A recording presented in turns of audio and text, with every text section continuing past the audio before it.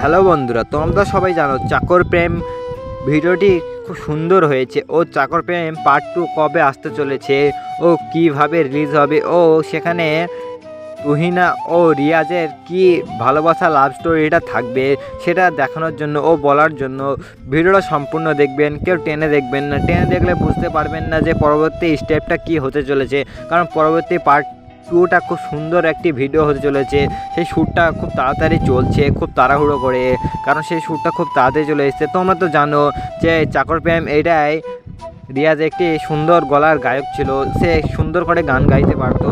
সেখানে তুহিনা ছিল একটি বড় লোকের মেয়ে, আর বিশুর সাথে তুহিনার বিয়ে ঠিক হয়েছিল, কিন্তু রিয়াজ সেই তুহিনাকে খুব ভালোবেসে ফেলেছিল, কারণ সে রিয়াজ ছিল একজন চাকর আর তুহিনা ছিল একটি বড় লোকের মেয়ে।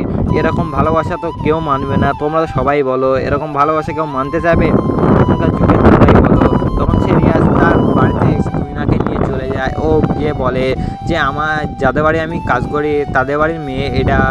তারপর নিয়ে এসে তাদের বাড়িতে দেশে ঘুরে ঘুরে ঘুরে নিয়ে বেড়ায় সাইকেল করে। হঠাৎ করে তুহিনার পায়ে একটি সাপে কামড় দেয়। সাপে কামড় দেওয়ার পর সে রিয়াজ খুব চিন্তা হতবাগা হয়ে যায় আর কাঁদতে শুরু করলো।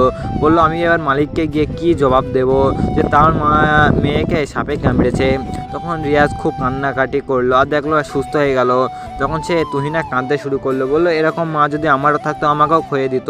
তখন তারা দুজনে আবার সেই শহরে ফিরে যায় আর দুজনের মন খুব বেজার ছিল।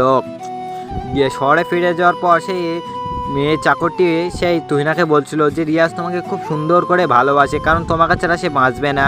আর পাশ থেকে এই তুহিনার আব্বা আড়াল থেকে সব শুনছিল।